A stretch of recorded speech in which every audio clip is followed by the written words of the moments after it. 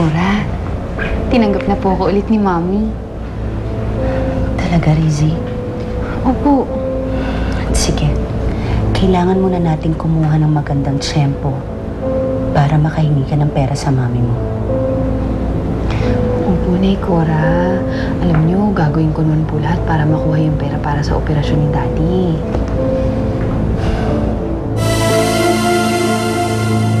Mami, please. Kailangan lang talaga ni Daddy ng tulong mo.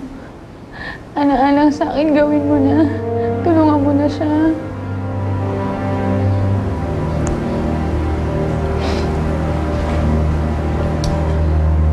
Oo, Rizzy.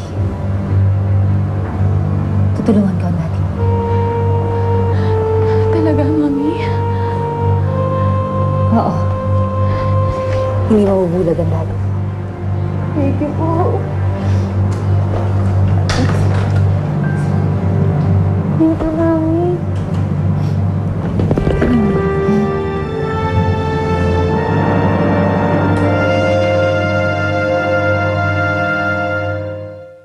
Okay, eto na. Here we have our sales report for the day. Mga 200,000 yan. Okay. Nakuha mo ba yung pera pinag-withdraw ko sa'yo? Ito.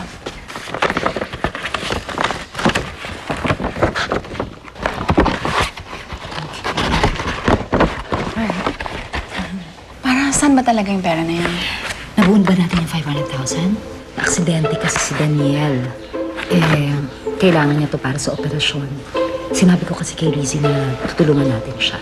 I hate to say this, Alvina, pero wala tayong ganun kalaking pera ngayon. Lahat ng cash natin nakatali sa inventory. At ang dami pa natin expenses. Business hasn't been good the past few months. Ang laki pa ng nalugi natin dun sa branch natin na nagsara. Kasi nga, hindi ko naman basta-basta lang pwedeng pabayaan si Daniel, di ba? I'm just concerned about our jewelry shop. Kailangan kong gawin to para kay Rizzy. Nani Cora, alam mo ba, si Mami pumayag na siya, tutulungan daw niya si Daddy. Sabi pa nga niya sa akin, gagawin niya daw lahat para mabuo yung 500,000 para sa operasyon ni Daddy. Dapat lang, Rizzy. Kasalanan din naman to ng mami mo ba't nagkaganon si Daniel? Kaya dapat lang na siyang sumagot sa lahat ng gastusin. Alam ko yun. Pero alam mo, Nay Cora, si Mami parang gusto niya talagang tulungan si Daddy. Huwag mo sabihin nabubola ka na naman ng mami mo. Gusto lang niyang bumalik ka sa kanya, kaya niya ginagawa lahat to.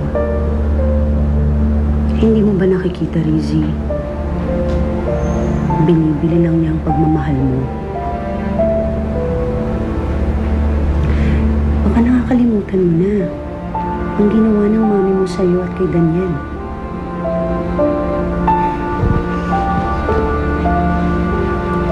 Huwag kang basta-bastang magtitiwala sa kanya, Rizzy.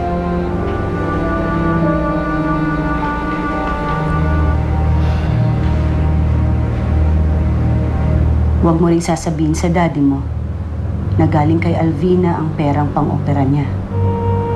Alam mo naman galit ang daddy mo sa kanya, hindi ba? Baka hindi tanggapin ang pera.